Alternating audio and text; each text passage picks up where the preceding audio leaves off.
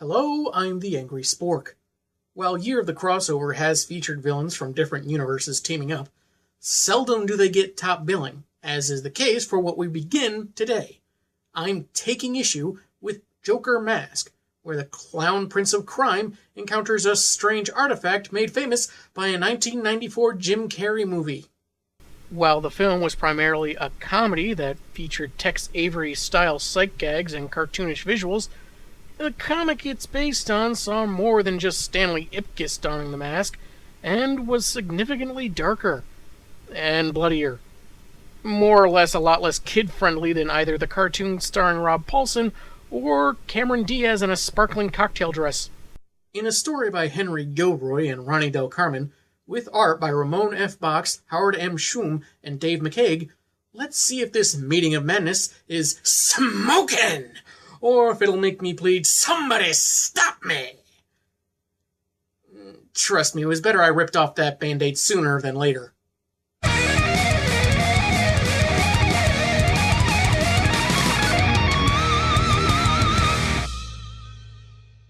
The first issue's cover sees the Joker proudly holding up the wood-carved face as Harley Quinn looks at him lovingly, and behind them both is an image of Big Head, what his name was in Dark Horse Comics, seemingly snickering into his hand. And with the very first panel, the comic asks much of our willing suspension of disbelief, as it's Kids' Night at the Gotham City Art Museum. What children are eager to go to a museum in the hours before their bedtime? Heck, even Joker's hankering to blow the place up. Though it's just him, bomb prepper Harley, and a henchman that told the rest of the gang to go to a mausoleum. "You are the last time I hire a wannabe football player." "Hey, I could have gone pro." "I once scored 4 touchdowns in a single game for Coca." But considering you're working for an abusive, psychotic gangster that routinely faces off against a vigilante ninja, you're probably a lot safer. Joker's MO, apparently, is to blow up the museum because of the blasphemous, frowning clown masks on display. And he's serious since he chastises Harley for finding them amusing. "It's wrong on so many levels, and trying way too hard to be funny." As opposed to wrong, unfunny things that just don't try at all. So, I guess Netflix will be greenlighting a show about those masks soon enough. Anyway, Joker's follow-up is to set off the bombs while Gotham's children are in attendance, and his one goon, Snuck, grabs a wooden mask. But J-Man tells him this isn't a robbery. His blood pressure doesn't fare much better when he discovers Harley botched the bombs, failing to add the detonators because they looked cuter without them. Snuck apparently triggered the alarm, so citizens begin evacuating as Gotham PD arrive. Real quick, too. But the real insult is that there isn't a SWAT team, which makes the clown believe he's lost his touch. That's kind of a leap, isn't it? They've been pretty stealthy up to now, so no one outside the museum knows that it's the Joker after the alarm tripped. So, no laughing gas, no chattering attack teeth. There's nothing to let them know that the clown is involved at all, so why would they make those kind of preparations? Snuck continues to be not so helpful, claiming they can salvage the night by looting the place, and Joker literally shoves his supposed gains back in his face. One wacky whirlwind later, Snuck has become a bald, green-headed, yellow-suited cartoon dynamo, grabbing various items and materializing a bomb so they can still blast the place to smithereens. And I must say, Joker and Harl have pretty subdued reactions to all this. Sure, they deal with outrageous situations, even causing them, but this is still something straight out of Looney Tunes for these people. I figured their reactions would be significantly more perplexed. When the cops burst in, including Harvey Bullock and Renee Montoya, Mask Snuck takes appropriate measures, dressing Harley like a cheerleader, donning a football uniform, and after taking a few bullets to no effect, throws his bomb at the officers. Quinn gives a crazy accurate hypothesis on how the mask brings out a superpowered version of the wearer's pent-up side, in part for comedy, maybe part because she's a psychologist, but Joker only cares if the mask works, not the hows. He goes along with Snuck's idea for a partnership and options to take a photo to commemorate the occasion. But first, Snuck will have to take off that mask. So his ma will recognize him. This leaves him vulnerable to a bullet from the camera that's actually a gun, and Joker tosses him and a large artifact out the window. This is exactly why I don't let myself get in front of any camera for any reason. Wait a minute. Batman arrives on the scene, saving the goon from falling, but not from dying. In the museum, Joker is ecstatic at the power the mask could grant him, but Harley is worried about losing her man. He promises he'll never change and kisses her. Woo! But they're interrupted by, I know who it is, uninvited company. And honey, I can't very well greet company without my best face on. As Bats tells the police to hightail it, 'cause I guess Snuck's bomb must have been extra cartoony to leave them alive, if battered, Joker has changed into, a yellow suit, with his face more or less the same, only green. And he needs to re-red his lips. Also, unlike other mask bearers, Mr. J doesn't go bald. That's right. Not even magic can stop those follicles. Joker's hair is just that awesome. Though Batman gets a couple of hits in, Joker retaliates with a laugh. Literally. And sheer brute force to boot. Harley, still in her cheerleader garb, though without the J she had before, plays the role for all it's worth as her bow dominates the fight. Badly injured, Batman makes his way to the Batmobile, but he's chased by a flying saucer crashing through the museum. Harley, you're gonna have to drive, 'cause I got shotgun! Looks more like a sci-fi ray gun to me, but let's split the difference and say space shotgun. They follow him onto a bridge, blasting bats, until his car careens into the river. Laughing all the way, Joker declares this new spontaneous form, that Harl seems to have a liking to, is here to stay as the comic ends. Where is your Geico now?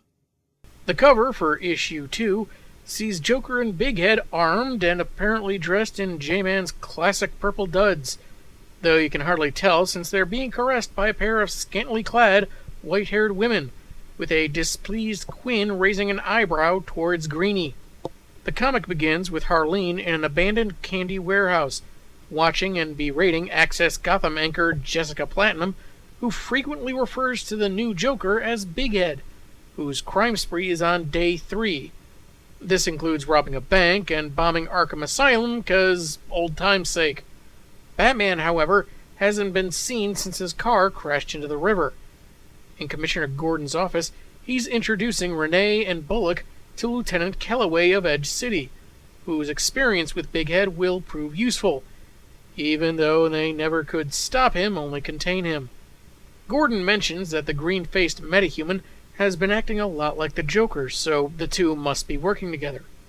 Calloway realizes that the clown is wearing the mask, but decides to keep that to himself because it'll better help get the artifact off the streets. Somehow, a familiar pointy-eared shadow appears among the officers, but it's Big Head, Joker, Jokehead, Big Joke, whatever. After taking several bullets and criticizing the officers' use of guns, Joker admits he could take them out, but then his antics would be all the more dull, and figures he shouldn't have taken out Batman. He wedgies Bullock and opens a window. Like Harvey's underwear, the time has come for me to once more creep back into the shadows. Okay, that's just funny right there. He jumps out, only to land on a car in the street, and Gordon is convinced that Big Head is the Joker. Well, so much for Calloway keeping that to himself. I'm sure there'll be a big payoff for his withholding information later. Yeah. As for the actual Batman, he managed to make it to his cave, but with multiple contusions, cracked ribs, and Alfred worrying that he may not wake up.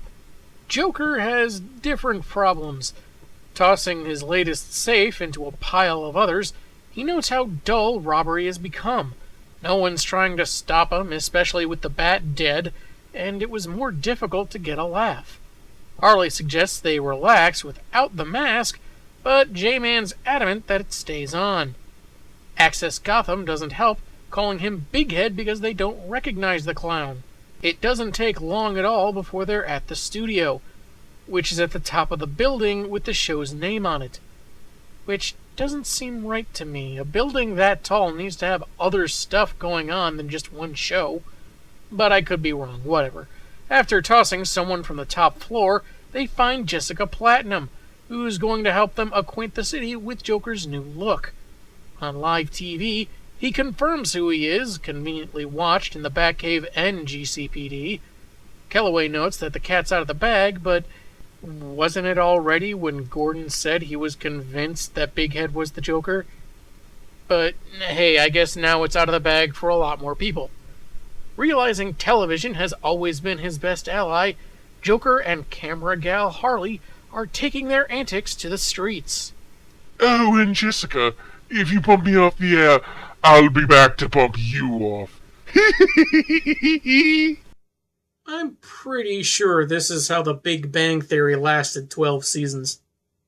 From spanking Catwoman, and getting rightfully throttled for it, to blowing up a mime, from dropping a safe on a doomsday sayer to blowing up an attorney's office and schools for the deaf and blind, Harley struggles to keep up with her newly hyperactive love, who decides explosions are how he really rakes in the ratings. After berating Harley for wanting to rest her weary feet, a van with inflammatory graffiti passes by, and the crooks give chase.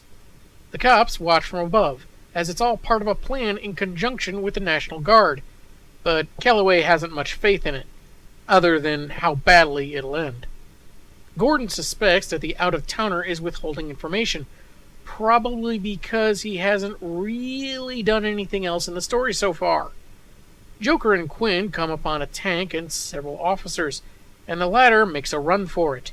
Immobilizing foam, electrified netting, even a point-blank blast from the tank do little to slow Joker down, especially when he uses a comically large six-shooter to destroy the weapon and take a shot at Gordon, Bullock, and Montoya observing from the roof. So much for the SWAT team. First you wanted the SWAT team, now the SWAT team's not good enough for you. You've changed, man. You used to be cool. You used to be about the music. Wait a minute.